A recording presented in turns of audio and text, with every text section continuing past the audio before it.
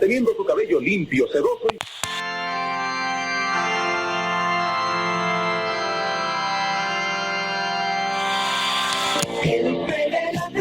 With no idea at all what life is like for everyday folks like us all. And they swoop on in with their regulations and their certificates. No one tell me what I can or can't do, least of all no government type. And white robes were given unto every one of them, and it was said unto them that they should rest yet for a little season, until their fellow servants also and their brethren that should be killed as they were should be fulfilled. Well, if I may, the reason I keep bringing up this hybrid creature is the wider relevance, and it is relevant. Specifically in terms of... And currently, sterilization is a huge issue at the moment, and not just with rarer animals, but with all sorts of livestock and game, which... You only have I chosen of all of the families of the earth, therefore I will punish you for all your sins. Do two walk together unless they have agreed to do so? Does a lion roar in the thicket when it has no prey? Does it growl in its den when it has caught nothing? Does a bird swoop down to a trap on the ground when no bait is there? Does a trap spring up from the ground if it has not caught anything? When a trumpet sounds in a city, do not the people tremble? When disaster comes to a city, has not the Lord caused it? Surely the sovereign Lord does nothing without revealing his plan to his servants, the prophets. The lion has roared. Who will not fear? The sovereign Lord has... Had enough of that. We have enough of our own troubles, thank you very much, sir. Now, this afternoon, I'm off out for a hunt. Been quite a while since I harvested me a nice whitetail. Wish me luck, won't you, listeners? Speak soon. Just as Eve was deceived by the serpent's cunning, your minds may somehow be led astray from your sincere and pure devotion to Christ. You serpents! You brood of vipers, how will you escape the sentence of hell? The Apocalypse players present Highway of Blood, a Call of Cthulhu scenario by Alex Guillotte, Ian Christiansen, and Davae Breon Jaxson. With Dan Wheeler as Quincy J. Lafitte, Dominic Allen as Edward Ed Mooney, Joseph Chance as Beverley Jack Carstairs, and Danann McAleer as the Keeper of Arcane Law. This is based on a true story. Part 5. Testing the waters.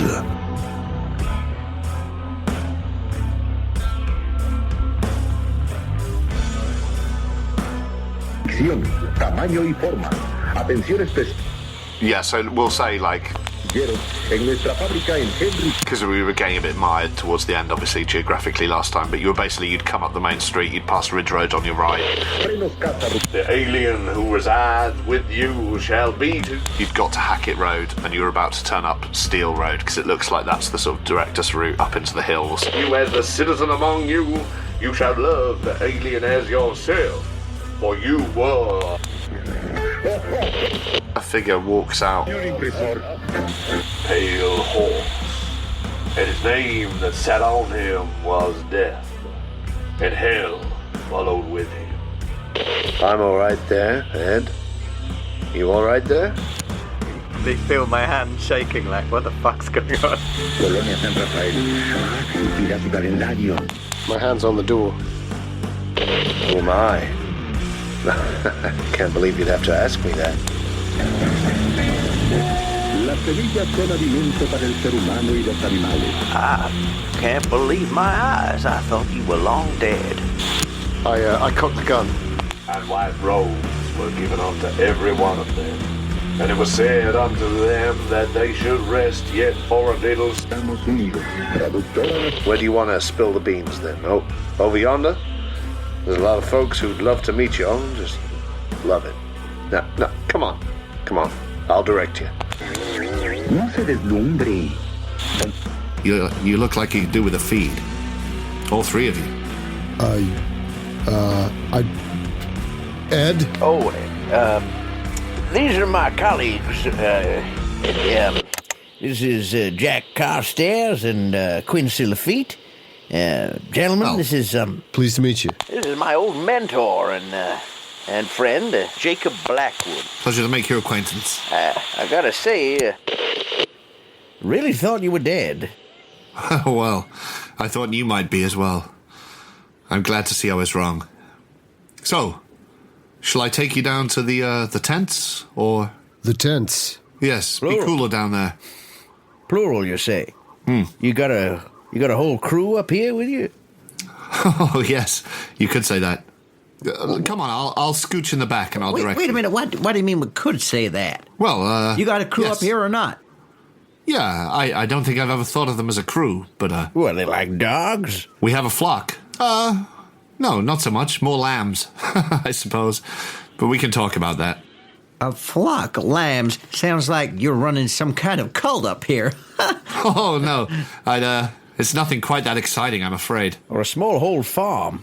Nothing quite that exciting. Slightly more exciting than a sheep farm, perhaps. But, come on, I'll scooch in the back and I'll give you directions. You know, Ed, why don't you come in the front? I'll go in the back. Mind my head. Excuse my head. I took a spanner to it. I was going to ask. Someone threw it at me. And I get out, and I get In out. town?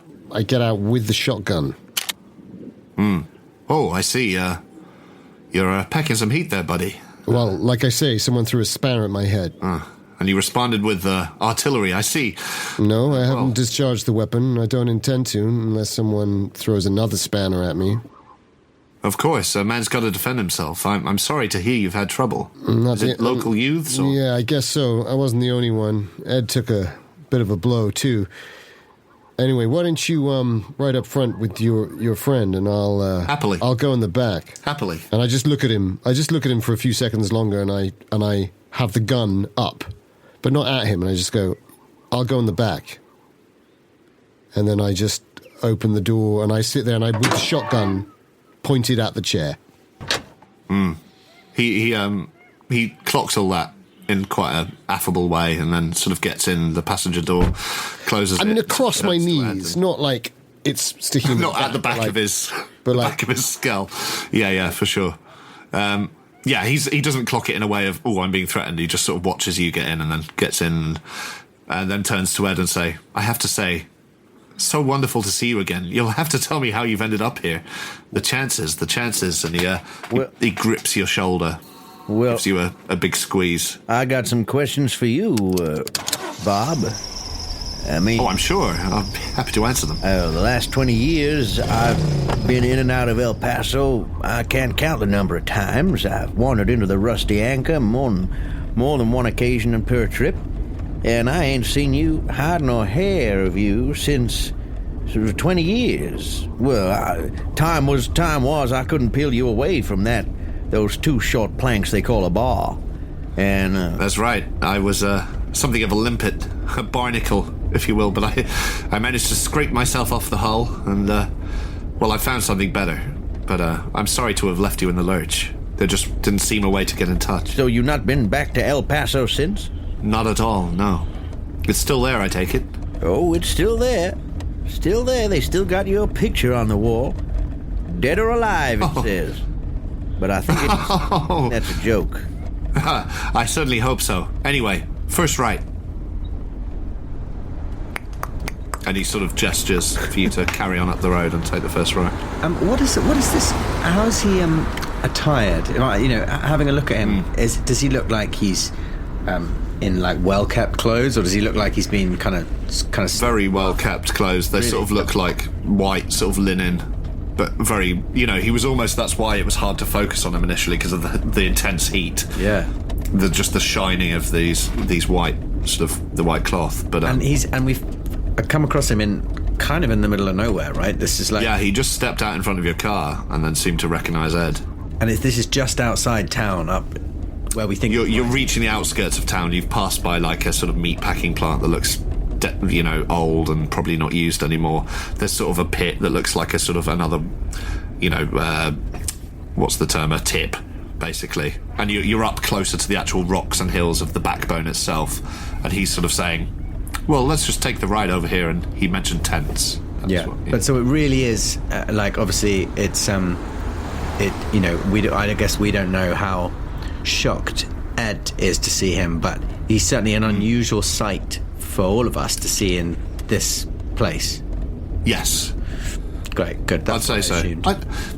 Do you think it would be fair to do a sanity roll, Ed? I'm not sure, because he seems very normal. It's not like... He seems like you remember him. I'm thinking maybe it isn't an initial sanity roll, however shocked you are. It's not like... It depends, I guess, if you didn't know but if you he think... was dead. I wasn't sure exactly. he was dead. I just assumed he was dead. Yeah. In those situations, I always get the players to do a power roll. See how they're feeling. Maybe that's good. Maybe it's when he grips you on the shoulder. You sort of... It feels like... It might be it's just the heat, actually. But it's almost like what people talk about with Reiki healing. You feel like a sort of... quite a warm sort of like... like a shiver go through your body, and you're not sure if it's... because it's so odd being touched by a friend you haven't seen in a couple of decades, or it's the heat getting to you, or just the shock of the moment. But yeah, could you give me a power roll and we'll see how you deal with that sort of moment of intimacy. That moment of electroacupuncture. My power is extremely low. My sanity's even lower. As is your sanity, I believe. Yeah. But I rolled a 3. Dramatic freeze. Did I freeze? Yeah. You rolled a 3. Whoa! Oh, Ice cool in not quite Alice. I think he's buoyed up by the feeling that we were out of our depth, but here's the man who taught him everything he knows about prospecting. If anyone's... Yeah.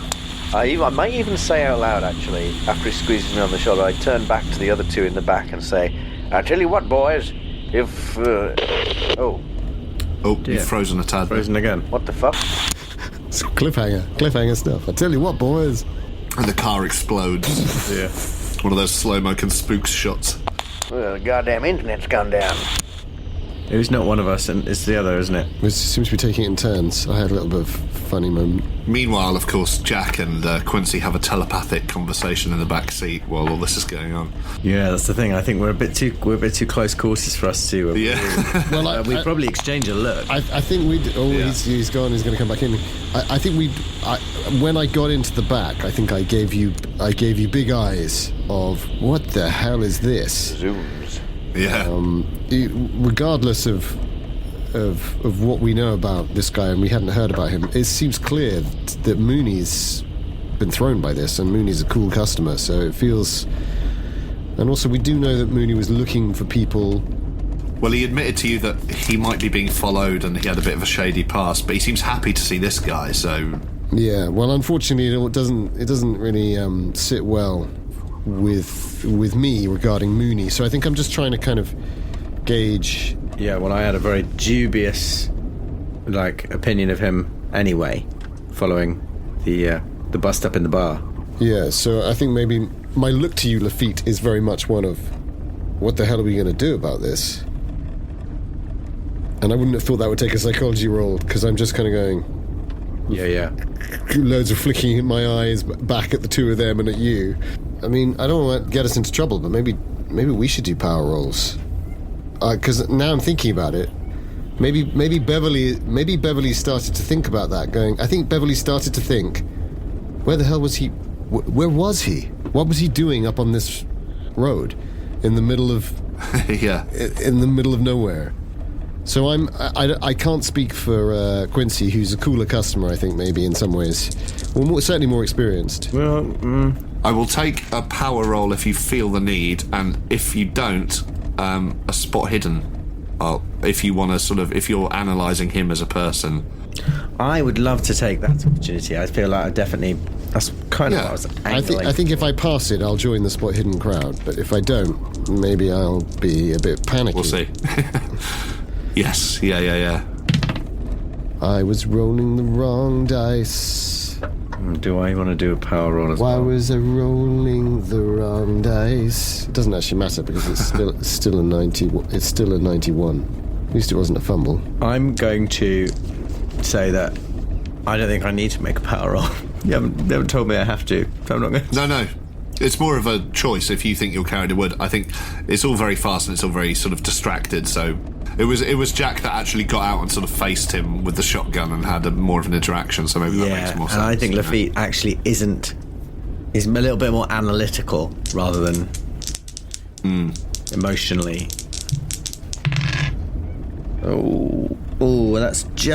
I've just passed my spot hidden. Just a regular success. So with the spot hidden, I think it's like because you're in the back seat still, aren't you? Like Jack climbed up into the front, and he just sort of turns back to you both and sort of gives you a grin, sort of like nothing sinister, more like a sort of road trip, you know.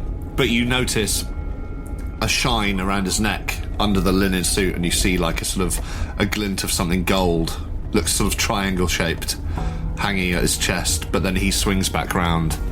And that's all you see initially. But it strikes you as odd because it seems like a decent bit of bling for someone who's otherwise dressed quite lightly. So you notice that. So perhaps the speed of this and the fact that Ed's talking to this guy and he seems to be reassuring you, and the guy sort of forced himself into the car almost, it feels, and you're suddenly in the back seat again with your gun out, and he sort of turns around and flashes the smile. I'd like to do a reality check. Good. I like it. Because there's just something weird going on in this town. It could be heat stroke. You might wake up in a moment and go, "Oh, I thought there was someone in the car." You know, like. I think I look back at Quincy, and I sort of narrow my eyes at him. Yeah. And I say, "Jesus Christ." And I see that, Quincy, you're looking at him really carefully, and I see you're totally focused, but I can't focus, and I'm getting a bit scattered and a bit panicky. And I think about my grandfather. Yeah. I think about the painting in the big white house back in Maine. And maybe you hear his voice just very briefly, very faintly. Oh yeah, that soft New England accent. That is so devilishly seductive. And as usual, it's something casual he says to you, something about the football scores or something. Yeah. You know, it's how those mammoths doing.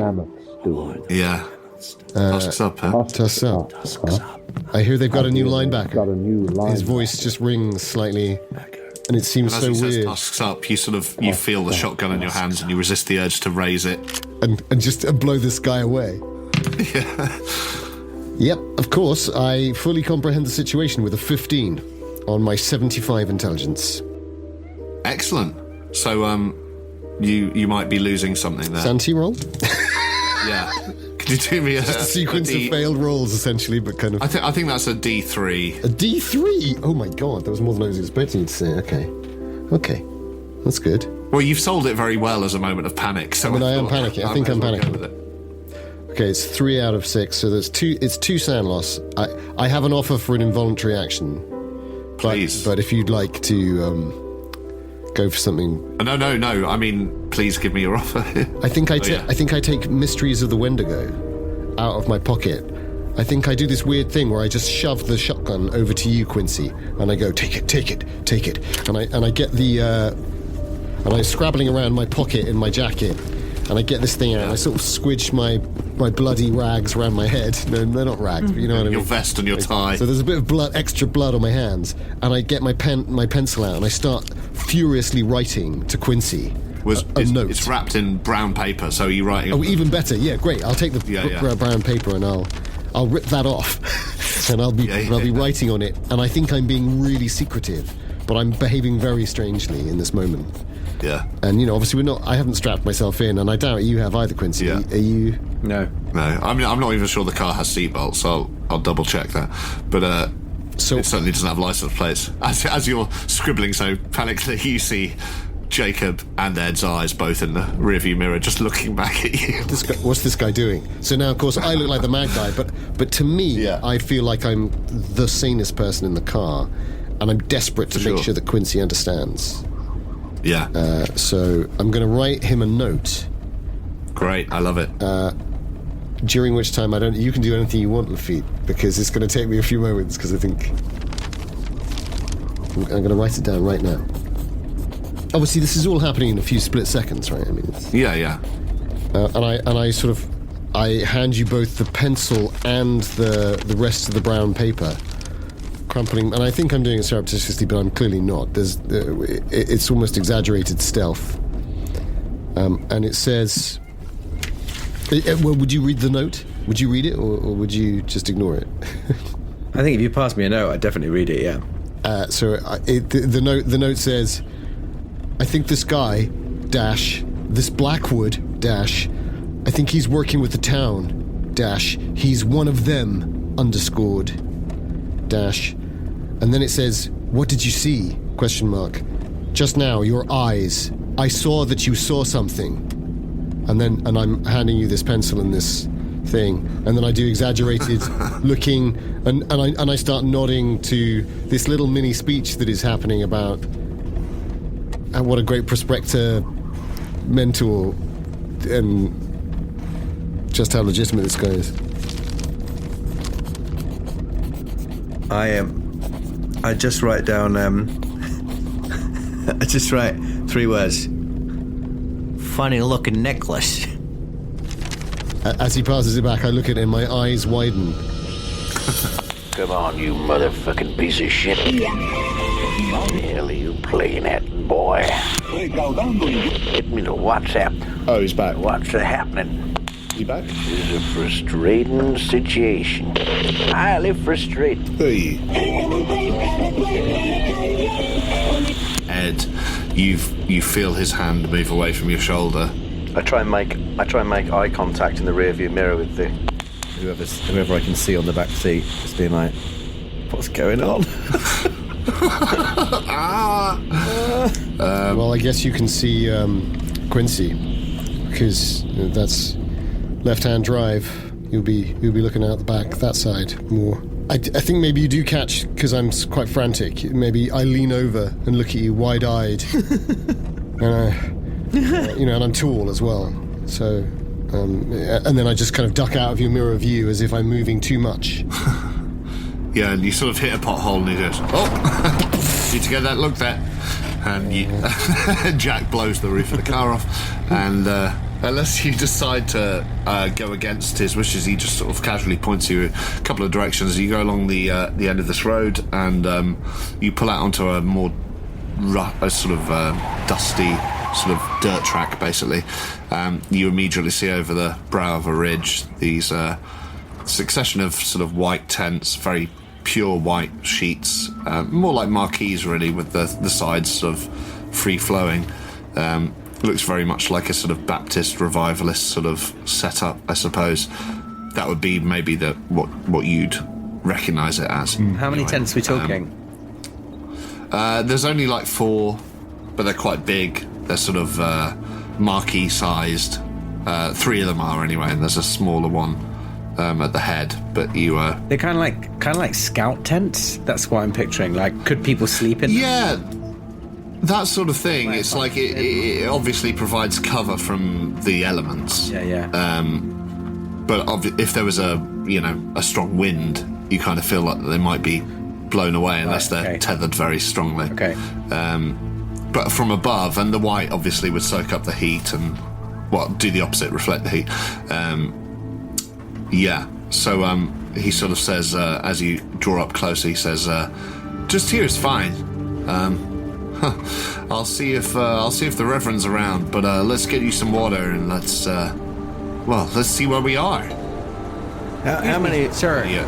Oh, Go for forgive it. me. I was wondering if you actually had any gas. Oh, yes, we've gas. That's fantastic. Well, are you in need? And he looks over, actually, as you say that, he looks over at the... not the altimeter, what the fuck am I talking about? But he looks over and says, you are in need, yes. We can top you up here. No need to head back to the garage. Oh, that's most garage. kind. No rush. We'd obviously love to enjoy your hospitality. I can see you and our friend here have a lot to catch up on, but maybe... Oh, do we? Before we leave, maybe you remind me to fill up. That's for... And of course, we'll pay.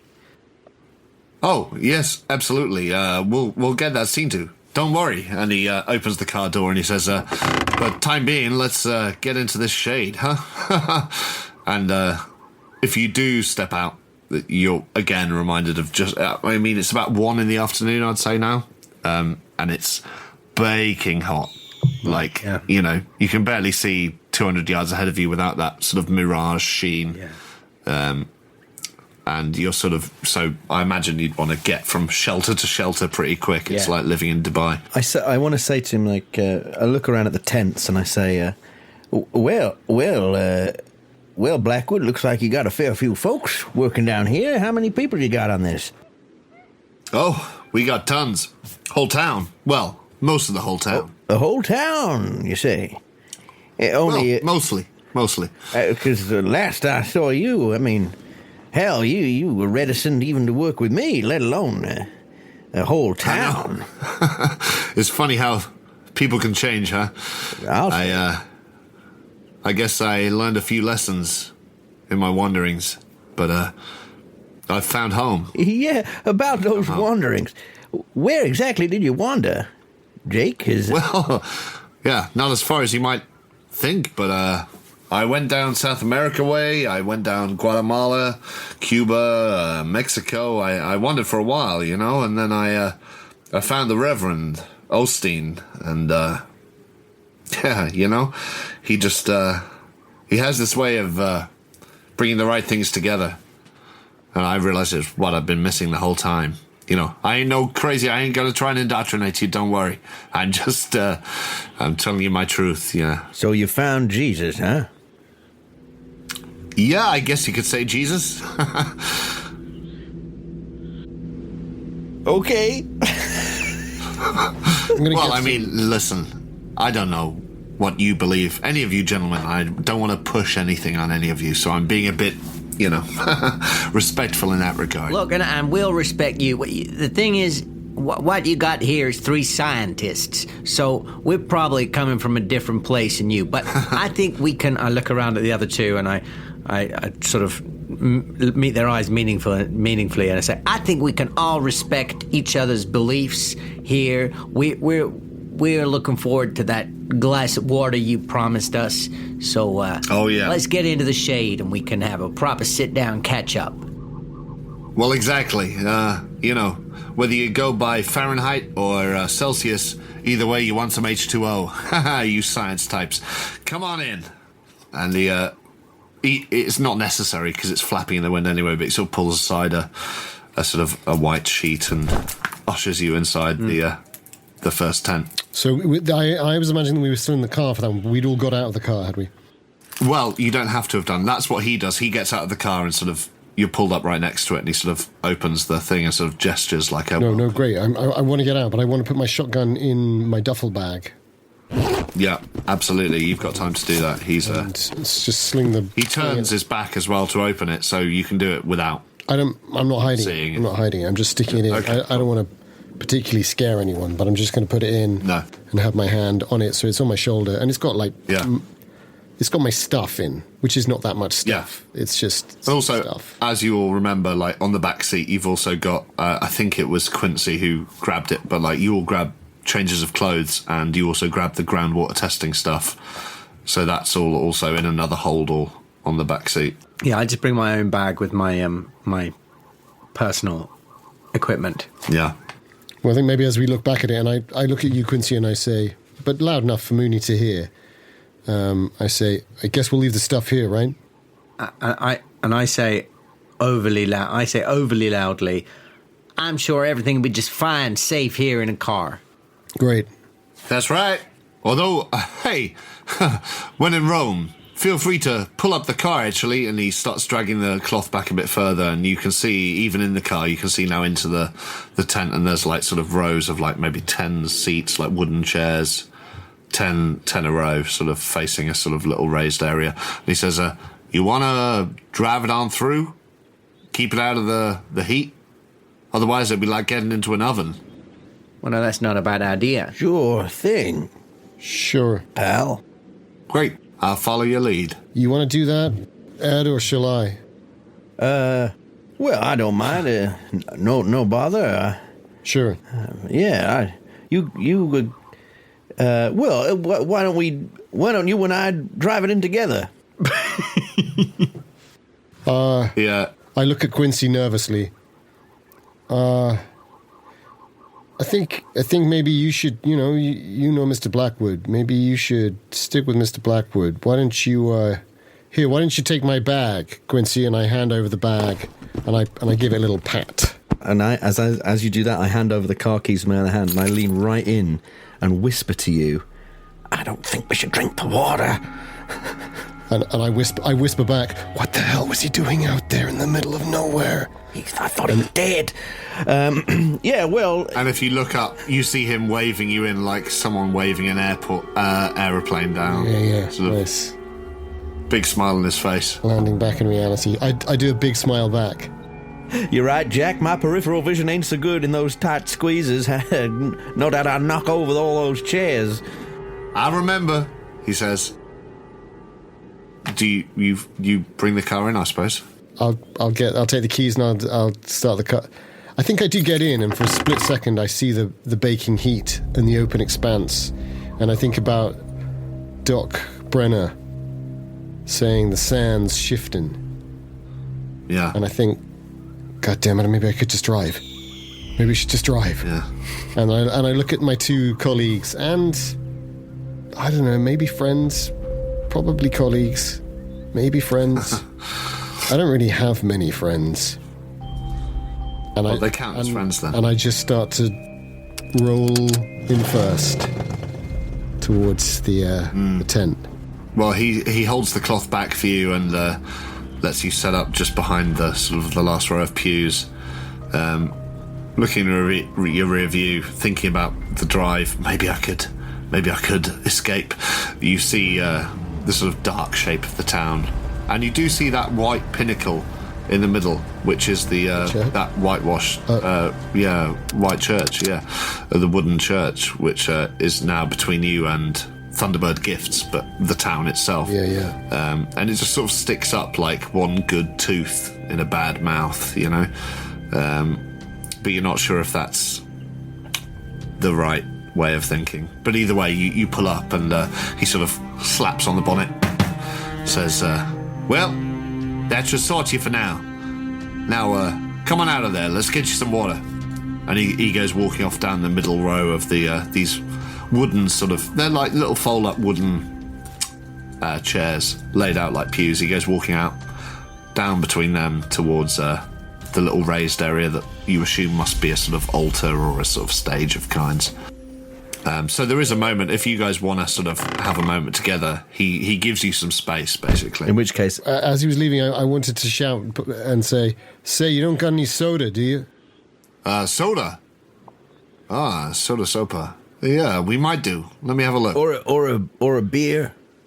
A beer would be mighty good. Or a Boris. We might have a beer, yeah. Let me go and have a look. We'll have something.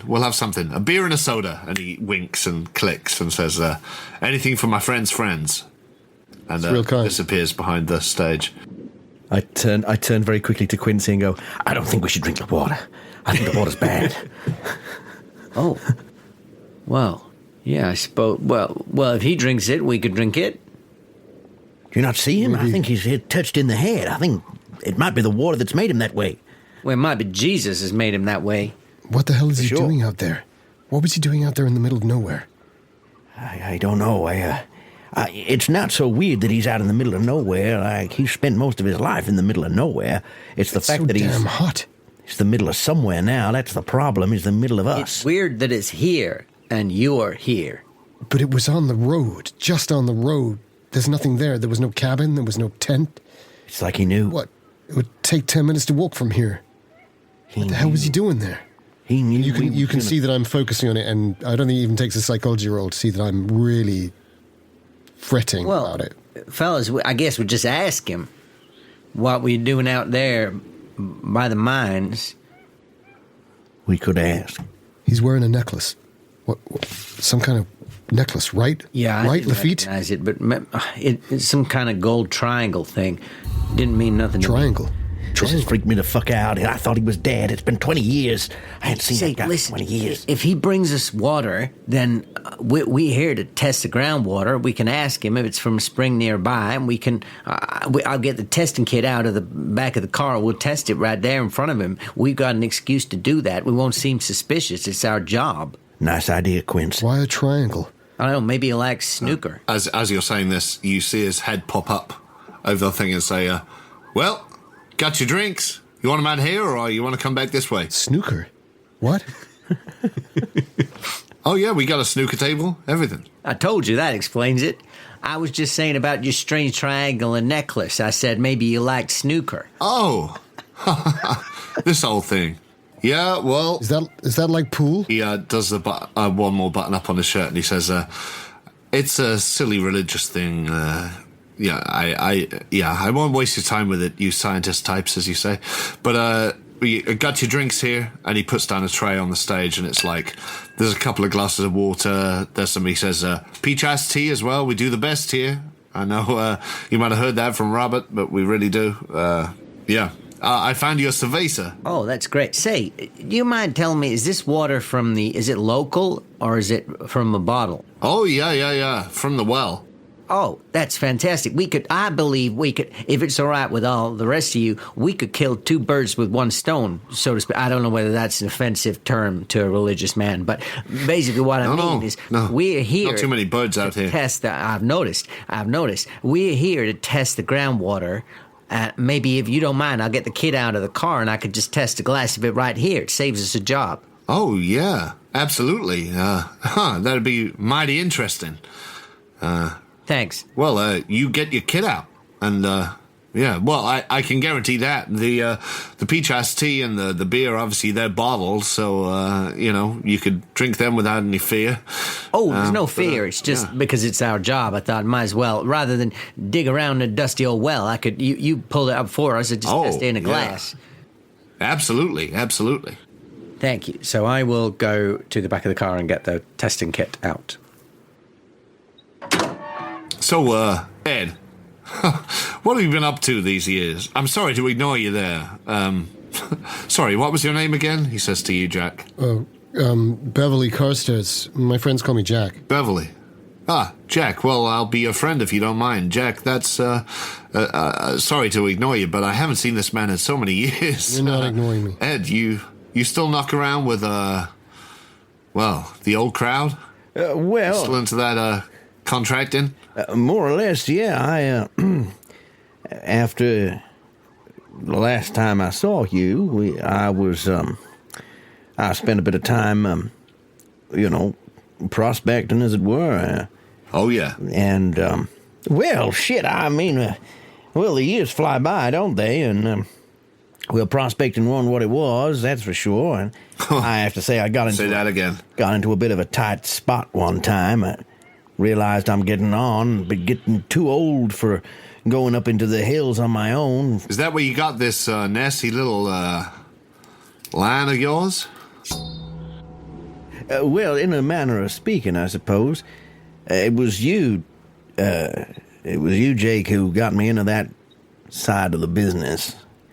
And that was one problem, was it got a bit too hot now and then. Yeah. And I thought I don't need to wind up with some gangsters laying me cold. And but the real thing that kept me out of the hills was, the isolation, I suppose. You get to a certain age and you realize, if I get stuck up here on my own, Sasquatch ain't giving you no lovin', right? Exactly.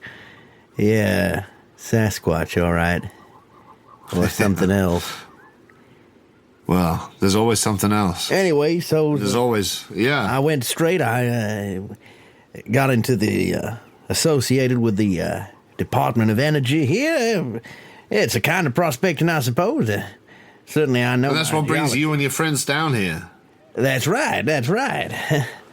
Well, what a happy coincidence. I'm so pleased.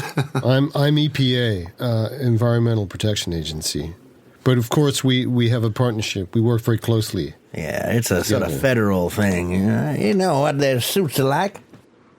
When you say EPA, he sort of salutes in a sort of slightly casual way, but a sort of confused way, as in, I'm not sure how to respond to that, but does a little, well, thank you for your service. Beverley smiles broadly at that.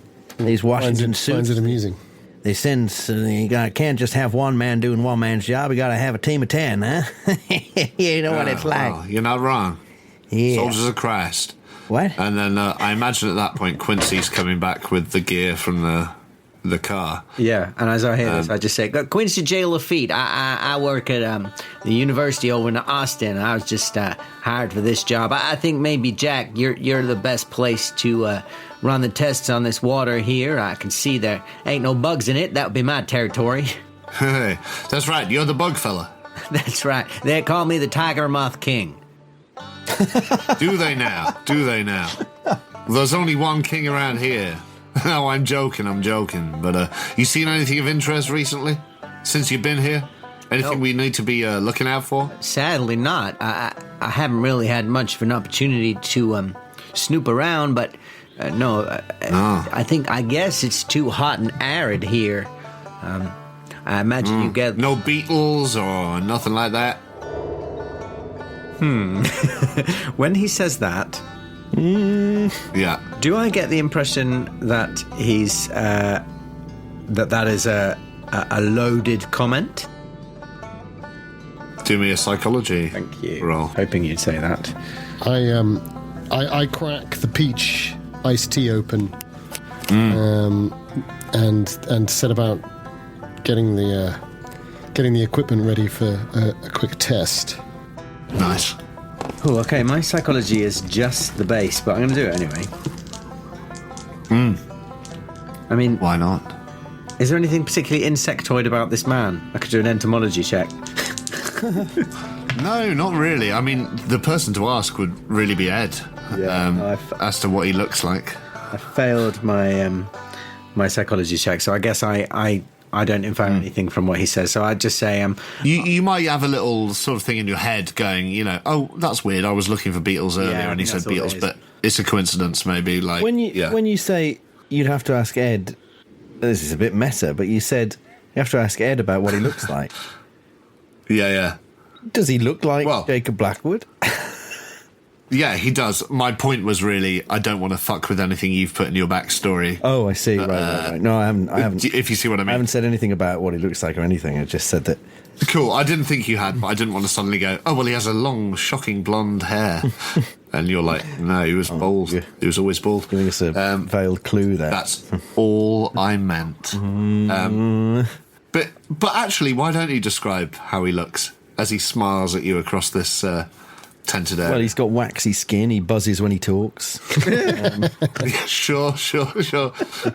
His carapace sort of rubs together as he shuffles along. his eyelids sort of close like that way. Rather than that way.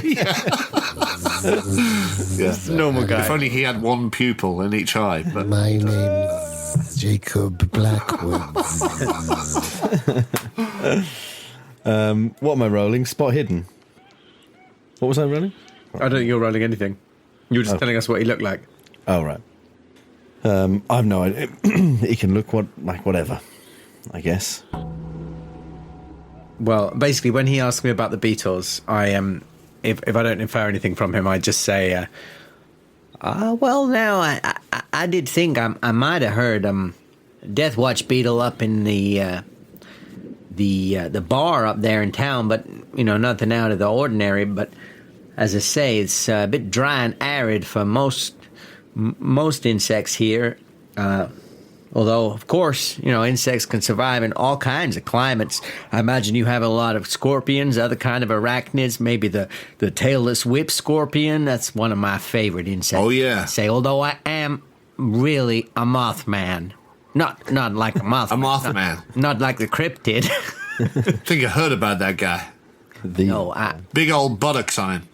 That's But he, the old mothman. We have scorpions up here. I tell you what, the tailless scorpion, that'd be a relief. Most of the scorpions we get up this way, they're tailed. And we get rattlers. I don't know if you're snake people. But, I'd say don't linger too close to any rocks out there. Did you say snake people? Anyway. Yeah, I don't know if you're snake people, but we get rattlers. I already told you I'm a mothman.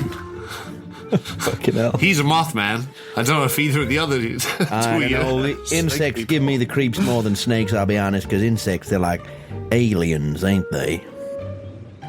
Yeah, I suppose you could say that. They were here before us, and they'll be here after us. Insects too. True enough.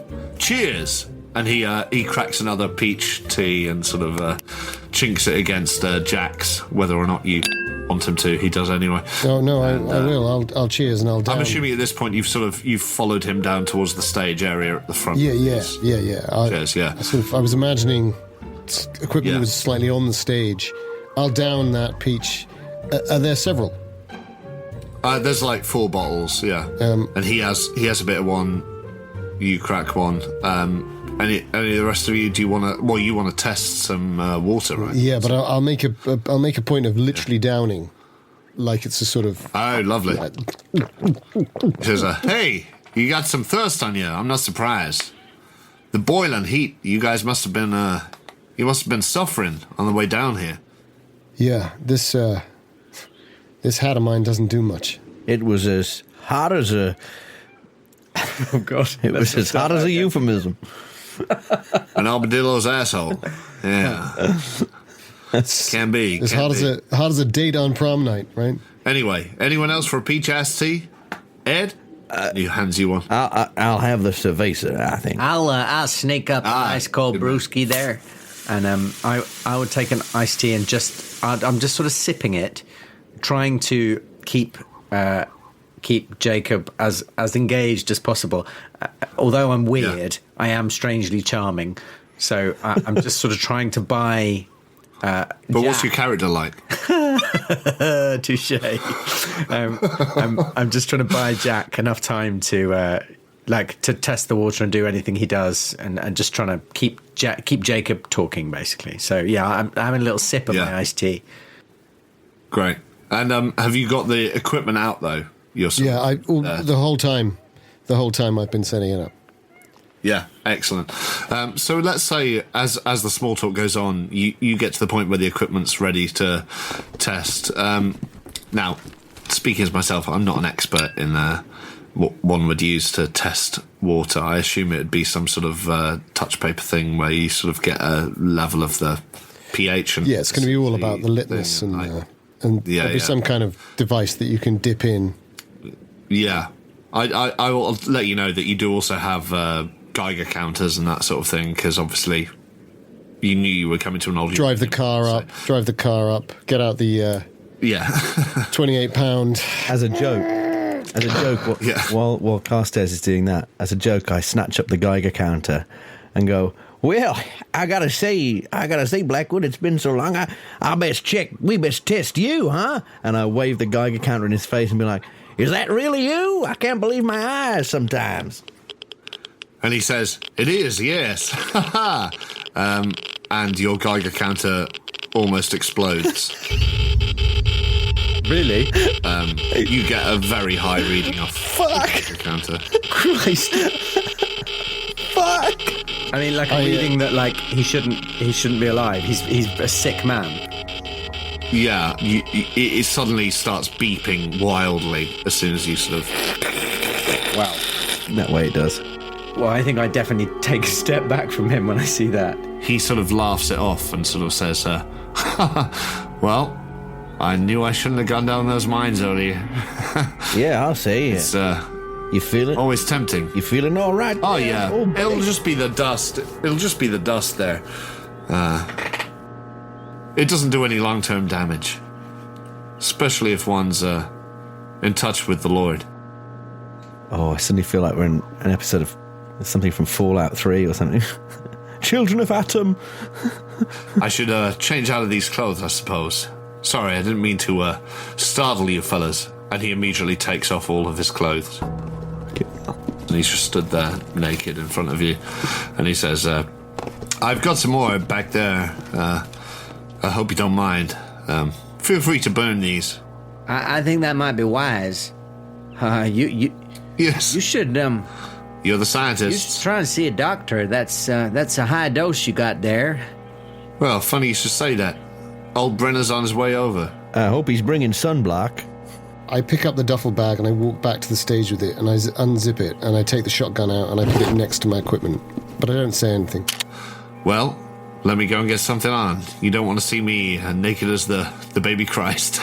It doesn't bother me. Anyway. Oh, that's the last thing we want. Oh, well, thank you very much, Mr. Quincy. And he laughs and he walks around back behind the stage and out the back sort of flap of the tent. Once he's gone, I put the Geiger counter next to his clothes. Does it react? Yeah. Yeah, it reacts quite strongly. Oh. Again. Maybe it was just the dust on the clothes there, but that's not right. Well, None of this is right. maybe if he wasn't down there long, he'll be all right. Do you want to run that counter over the water here? Yeah, I do. I pass it over the water. I carry on prepping the test. I'm assuming because you were well aware that you were heading to an old abandoned uranium mine area, it's mainly radiation that you're looking out for, although, I'll let you know if you sort of find anything else as well. Well, also, I would assume that one was the chemical impurities and the other is obviously... So it's the impurities that would carry the radiation, right? I would have thought. So like, And then there's trace levels of minerals in it that are irradiated, if that's the right term. And the thing that I might be interested in, if we've got all the different kit, is to see if there's any biological particles, if there's any bacteria in it or something. We would expect there to be some bacteria in it. Is there any, so I guess those are the sort of things that I know we're asking you quite a lot, but... No, it's good. I mean... Our chemistry test. Well, it depends how we go. And also, you guys know me well enough, so am I the right man for this job? Because, I'm a little bit better than a quarter of the time I'll get this if I don't have a kit with me. If I've got a kit, I guess I get advantages for having the kit. Oh, with the kit, I imagine it's sort of a done deal to a certain extent, as in you could then do it again if you get a sort of an outlandish response. But I'm not an expert in how long these things take, but I would say it might take about 5 minutes to until you're sort of certain. So you do have a moment while you're there with this pile of clothes on the floor in front of the stage, and you do start to hear an engine in the background coming from the way you did. I'd like to get my butterfly net out, and not with the net end, but with the other end, I'd like to hook the clothes and kind of carry them to the edge of the tent and throw them out of the tent. Yeah, absolutely, into the sort of the blazing sun, which is so hot. There's probably a part of you that feels maybe that'll sanitize them. I'm not sure that works, but yeah. The heat itself will just I just want to get them away from me. What? Just before you fling them, you see a sort of praying mantis sort of rearing up, and you fling them on top. It grows 6 more legs and gets twice as big. So, Ed, you know this guy from the Rusty Anchor? That's what you said in the car? It's a bit more involved than that, friend. I known Jacob Blackwood. He taught me everything I know about prospecting, about geology, about tracking, about getting up in the hills, about finding minerals and gold and precious gems. He has like a bloodhound's nose, but for gold, for opportunity too. Not just minerals, but gold in a more abstract sense of the word. Useful man to know. We're in a bit of a spot here, so I may as well be frank with you. I've not always been on the right side of the law in this in my work. And the man who introduced me to that side of the business was Mr. Blackwood. And I've also got this. And I take out my back pocket my notebook, which is actually Jacob Blackwood's notebook. This is all I had left of him, this little book here. And I've been carrying this around for 2 decades trying to decipher his scrawl. And, well, it ain't English, I know that much. I mean, look at this. And I flick through it. And I say, it's all incomprehensible glyphs, shorthand, something. I've tried to work it out. I've tried to find people who might know what it means, and I've no idea. He's always been touched in the head, I think. The thing is, you go out there in the hills on your own in bacon heat, you do get addled. I've had my fair share of strange turns and feeling like I've seen things I don't really understand. I know it's all in my head, but, you know, you have to fight your way back to sanity. You have to come back to the Rusty Anchor, back to town. You have to get back to the people you know and to yourself. You lose yourself out there. 20 years? He may not be actually dead, but he ain't the Jacob Blackwood I knew. And this Osteen, this Reverend Osteen, he ever talk about him before? I can't say that he did. At that, Jack, could you give me a power roll? I would love to. My lowest attribute, 45. Sure. And that is a 49. So it's not a huge thing, but you feel a wave of sort of nausea come over you. And you feel a bit sick suddenly. You feel like you want to sort of get away from the conversation and find somewhere to throw up, but you might... I mean, you didn't fail by much, so I'd say you sort of keep it down. I think but you think maybe it's the heat getting to you. It's or the radiation. Fucking hell. Yeah. Or the radiation. Yeah, I mean, that's also an option. It could be like U571 in here in a minute. The engine that you all heard earlier, you hear getting closer, and if you look back, you see a car sort of coming towards to sort of pull up where you pulled up before. It's sort of an old classic. I think that peach didn't agree with me. That peach iced tea didn't agree with me. I might try and find a John. I told you should have drunk the water. It's not water, it's peach iced tea. Yeah, but it might be made with... It's bottled, to be fair.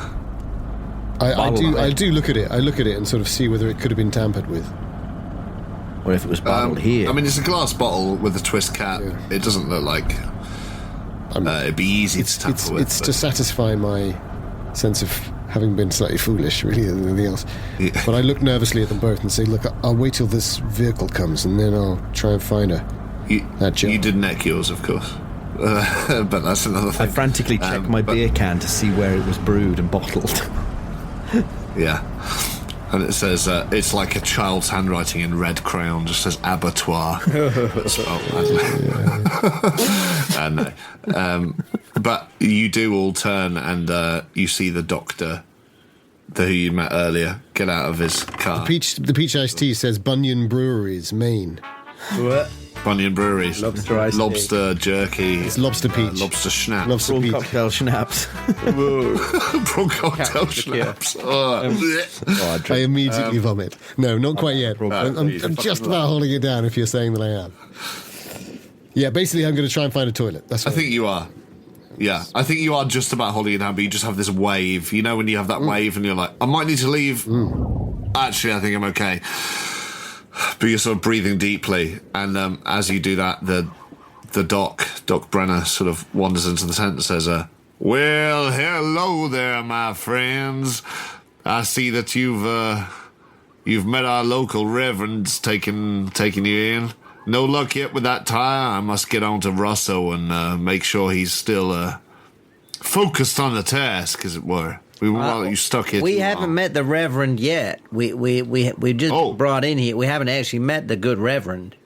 Oh, I see. Well, you just found yourself in this place? Oh, a friend of Ed's. Yeah, we bumped into an old acquaintance of mine, Mr. Blackwood. You know him? Mr. Blackwood. Oh, yes. Mr. Blackwood, I've not heard his, I've not heard his second name in some time. Let's say that. Well, I gotta say, I ain't seen his face in a long time. I thought I'd seen a ghost. Well, haven't seen him for 20 I'm not years. surprised. Is that right? I thought he was dead. But he came here just the same as you. Is he asking or? And I suppose there's folks might think you were dead. What? I see. What? I suppose there's folks might think you were dead.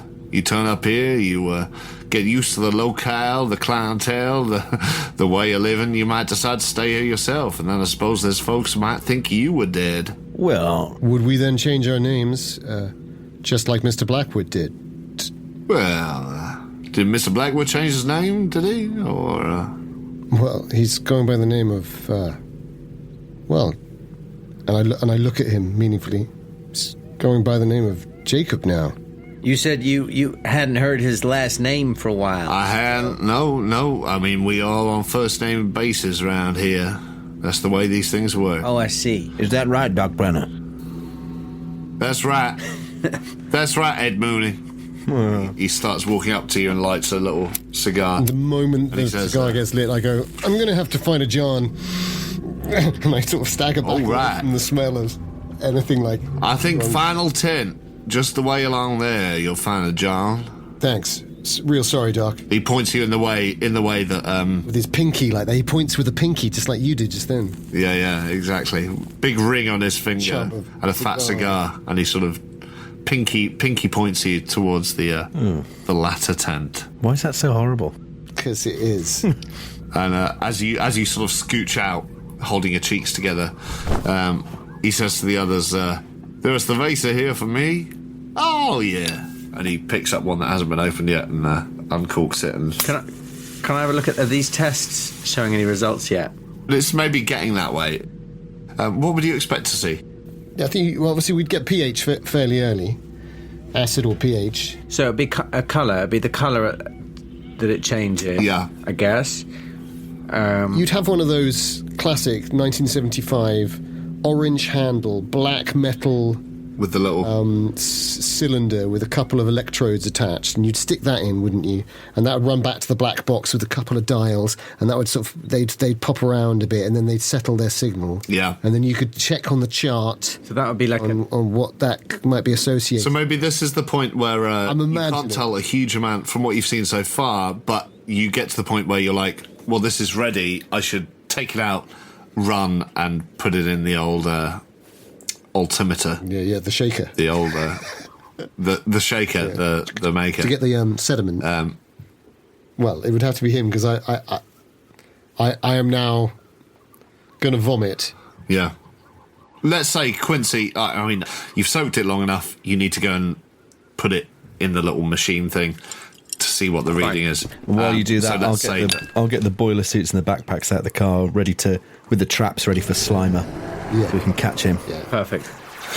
Don't cross the stream. That's what I want. But I'm too busy trying to get to that. Surely that's toilet what tent. Jack says as he liquid shits himself in the. But yeah, the doctor's there and he says, "Oh yeah, you don't want to miss out on that. Get that tested. Stick it on the old device." So Jacob, he's still around here? He just went out the back. Oh, he stepped out the back, did he?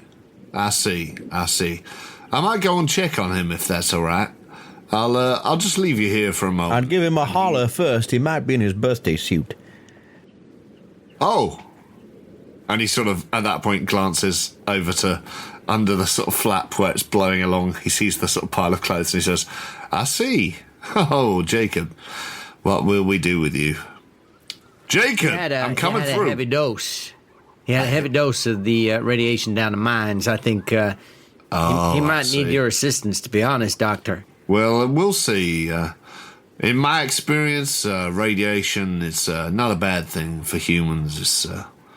It's something that can instigate growth, instigate new paths. Well, with respect, that's bullshit. Oh, is that right, Mr. Insectoid? Well, do tell I'm an me. entomologist. Entomologist, that's right. And how is it bullshit? Well, How is it bullshit? Well, I don't know how much you know about science. Have you ever heard of a young woman called Marie Curie? I never did, but I can tell you I know a lot about science. I'm a qualified doctor. Radiation, even in small doses, can be really seriously dangerous and cause sickness. And in larger doses, about 10,000 millisieverts, it almost always results in death. And let me tell, and I lower my voice a bit, and I say, and the level of radiation I saw in your friend Jacob there is perilously close to a fatal dose. I see. He needs medical attention now. He should be in a hospital. I see. Or maybe there's something else. I ain't disregarding what you're saying, but maybe there's something else. Something that brings one closer to the earth, closer to God. Who's to know? But I shall check in on him. You're quite right. Thank you, I Quincy. think Marie Curie had a pretty good idea about it. Well, I'm sure she did. Women's rights. It's always good to have a female doctor on call. You never know what might happen otherwise. Thank you. And he walks off behind the stage. I tell you what, it will bring you closer to God. You'll go and meet him. He'll be meeting him in 10 minutes if you're not careful. This guy is rapidly rising up my list of most hated NPCs. And he's still below that 9-year-old kid. He's terrible. He's still below Not quite as bad as the 9-year-old. So for a moment, the two of you are there, and then I'll cut back to Jack in a second. I definitely say what I said about meeting God. Yeah. And I'm just muttering to myself, saying, Radiation may do some good, causing growth. And the man's a doctor. Well, I hope I don't get sick in this town. I don't want to be treated by some kind of quack. I look after myself, thank you very much. The only growths we're going to be leaving with tumors all over our body. Well, quiet. Jesus Christ, what have we got ourselves into here? What is this? Crazy town. I've been to some crazy towns, let me tell you. I've been to crazy towns. I've been to a town where they all kept the women indoors all the time. Women weren't allowed out. That was a religious thing as well, I think. But this is even more whack. Hey, listen, I was born in Jacksonville, Florida. I know crazy. Where are the kids? There's no kids in this town. Ain't that strange? And as you say, no kids in this town, and that's strange. Have we seen a single lady? Have we seen a single lady? Or a married lady, for that matter? As Ed sort of stands there twisting his palm around saying all the single ladies, and sort of working himself into a Beyonce style dance off. Jack, you go past a couple of these tents and you see a very small sort of, it's basically a porta cabin. It's like a little outdoor thing. You've seen them before, you know that's where the toilet is. And you go in and you, I assume, make your ablutions. You do feel quite sick, so I imagine you are a bit sick, like you physically. I mean, I would open the door and check to see whether instantly going into a porta cabin is going to make me vomit anyway. Sure. Is it acceptable? Yeah, it's like sawdust, and like it actually smells a bit herby and fresh cut sawdust. It doesn't seem like a sort of Glastonbury toilet. Perfect. With a degree of relief, I will vomit into the bowl. Yeah. And can you do me a listen roll? With a penalty for vomiting at the same time, or after vomiting? No, as you're sort of your ears are popped slightly from the vomiting, but let's forget the penalty. Just in the afterglow. Yeah, in the afterglow. Yeah. Just beautiful description. Thanks, Daniel. Really, you're a poet. In that sort of you really are. You really are. That semi-euphoric moment where you have the adrenaline still pumping, but you don't feel nauseated anymore. That's it. In a way, it's the best you ever feel. Yeah.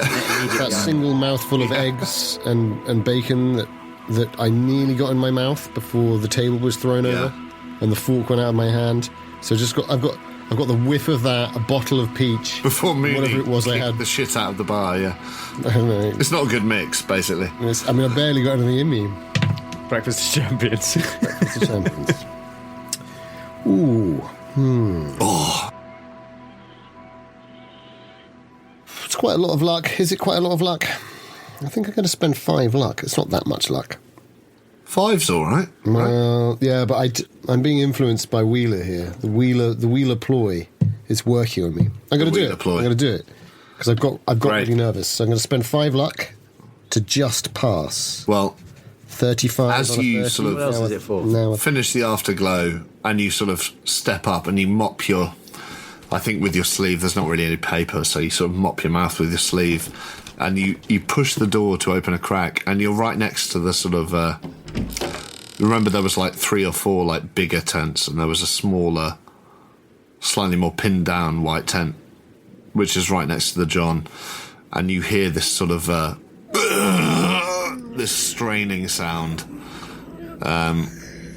from over there. It sounds like someone in a great deal of pain. Not someone else defecating because they couldn't get the job. Well, they could be, to be fair. They might have tried to wait and then run back into the tent. I was always, believe it or not, guys, I was always going to try and do this whole trip out to the John so I could have a look thing. That's why I downed the peach tea. Wasn't expecting to be sick, which I'm a bit nervous about, but Yeah. hell, I'm out here anyway, so my plan is still kind of basically working. And I take a nervous glance back up at where I know my 2 colleagues / hoped-for friends might be. Yeah. And then I think I just sneak over. Do I stealth over? I think I'm just going to walk over as if I'm, doing the right thing. Yeah, yeah. So you get to the edge of this sort of linen tent, and as you sort of reach the edge of it, you do hear this sort of this heavy breathing and this sort of straining sound. But this one's pinned down, and so there's. Yeah, this one, like the sides aren't flapping as much in the wind. I can't just look underneath. No, you could maybe pull the sort of sheets apart. I'm gonna look. But it would be a more obvious movement than. I'm going to look for an opening, see if there is any kind of. Yeah, there is on the side. There is. It's where 2 sheets are there. They're both pinned into the ground, but you get the impression you could sort of pull them apart and, stick your face through. I think I take a cigarette. I take a cigarette out from because I've got them in my rolled up sleeve. I've got my cigarettes, so I take the cigarettes out and I light it, put them back in my sleeve, and I look around as if I'm admiring the landscape. Great. All clear? All clear as far as you can tell. Yeah. There aren't 3 trucks with guys with farm implements driving up and 14 arms. Hockey masks and chainsaws. Not that you can see. I'm not saying they're not there, but you can't see them. Yeah, sure. I'll take that, Jim. I'll take that. That's kind of you. Yeah. That is generous. And then I think I'll, lowering the cigarette down, I'll just have a little peek. Yeah. Great. So you have a little peek. Just as you exhale, you sort of stick your head through it, and for a moment, it takes a moment for your eyesight to adjust, from the bright heat into the what is essentially darkness, although it's sort of glowing through from the white sheets. And what you see on the floor seems to be a cross between, how to describe it, sort of somewhere between a tumour and a hairball, and it's writhing on the floor, and you can see it's been spat up, right? Bits of. It's bigger than that. Oh, it's the size of a person. It has. You can see bits of white cloth sort of enfolding in its folds and being recapitulated, and it is making this sound, this sort of guttural sound of pain, this...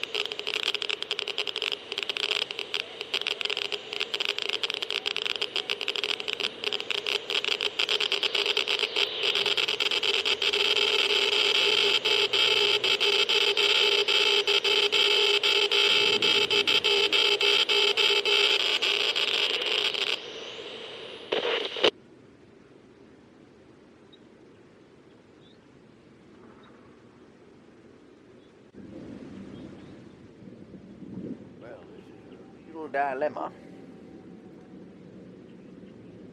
Asshole.